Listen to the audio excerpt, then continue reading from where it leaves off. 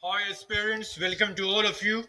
Now, my name is Sherman, and I have succeeded earlier in cracking various examinations, like conducted by the UPSC, the SSC, and even the banks.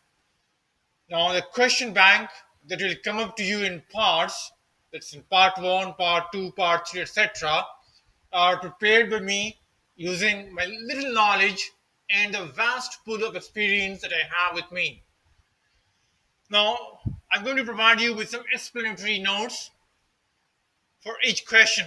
Now, the explanatory notes will surely help you to increase the coverage of your general knowledge to a very wider area.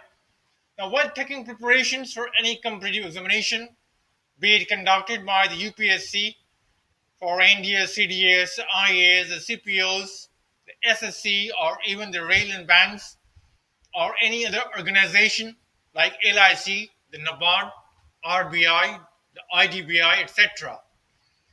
So I'm pretty sure that at the end of each video that will last only for 10 minutes, it is not going to be the number of questions. However, it is the vast pool of information that will surely put you in a step ahead from other competitors and provide you the cutting edge to sail to success. Now, in the first video, I have only 10 questions for you. However, in the next subsequent videos that I have for you, I will put my level best to put more number of questions. So here I go with my first part, this part one. And the first question that I have for you is how many high courts are there in India? Now, the answer is 24 at the state and union territory level. And the last High Court to be established was the Tripura High Court on the 26th of March in the year 2013. So in the year 2013, we have the last High Court established, that is Tripura High Court, and its number is 24. Now, if examiners ask you which is the oldest High Court in India, or which is the first High Court in India, the answer will be the Calcutta High Court. It was established on the 2nd of July 1862. The next to come up was the Bombay High Court on the 14th of August 1862, followed by the Madras High Court on the 15th of August the same year, and then came up the Allahabad High Court on the 11th of June 1866. Now, ladies and gentlemen, I have something for you for this question. You need to understand that the first law commission was headed by Lord Macaulay, and the penal code was prepared by incorporating the suggestions made by him only. Now, the first three high courts at Calcutta, Bombay, and Madras were established during the tenureship of Lord Canning, the first Viceroy of India. Very important, you need to remember this. Now, the average pendency of a case in high courts in India, or you can rather put it in this way, the average time taken for any case to get disposed of in the High Court, it's 3 years. Now, what is the rank occupied by the Chief Justices of the State High Courts in the Indian order of precedence?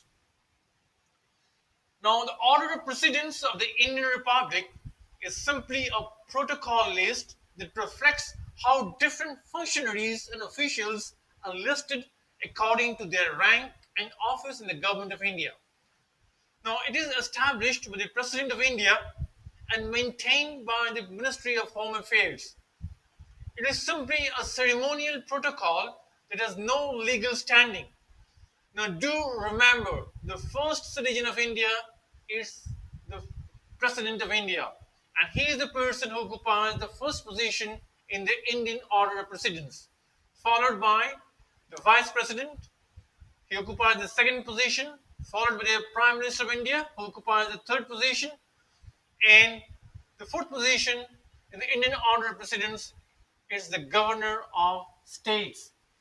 Now, our question was the rank occupied by the Chief Justices of the State High Courts. It's 14th in their state and 17th outside their state in the Indian order of precedence.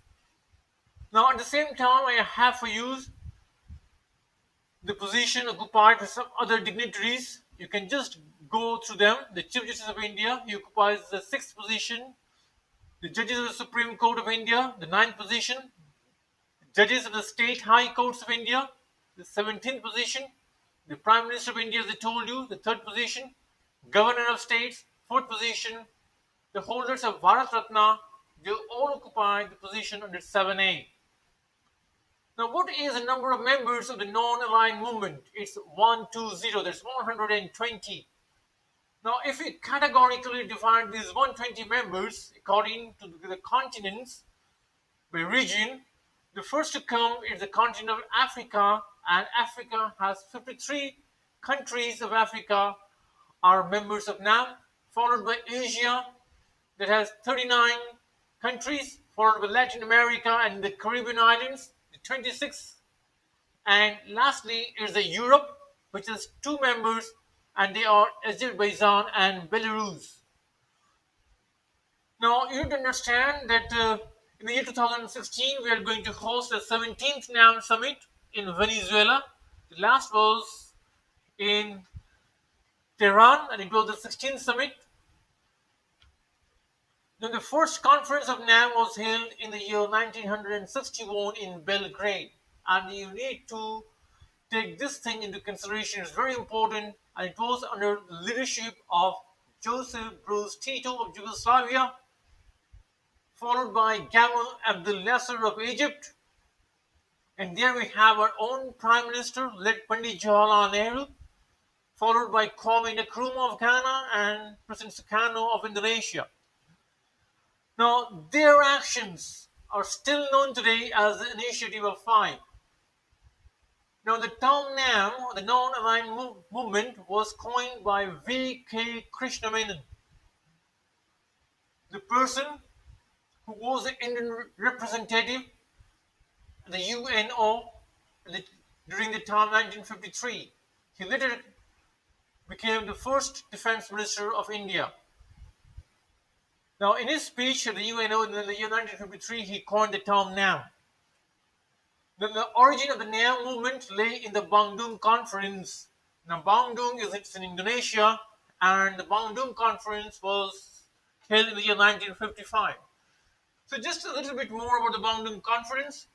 Now, the Bandung Conference is also known as the Asia-Africa Conference. Basically, NAM represents the interests and priorities of developing countries. Now, which metal has the lowest melting point? I just repeat it once again. It's the metal over here. Which metal has the lowest melting point? It's mercury, and you can well see on the screen for you. It's the only pure metal that is liquid at the room temperature, and you can see its melting point. It runs in minus. Now, the question is, which element has the lowest melting point? It's helium. Previously we have the metal, and now we have the element. Now, which metal has the highest melting point? It's tungsten, and I have the symbol for you in brackets. It's represented by the symbol W, and it's followed by rhenium, osmium, tantalum, and molybdenum. These metals, they all have high melting points. However, the highest melting point is that of tungsten. Now, ladies and gentlemen, I have something more for you in the next video in part 2. I will definitely try to put some more questions for you in this second part. Okay? And it's for you. I just need to remind you once again, I believe in the old dictums, slow and steady wins the race.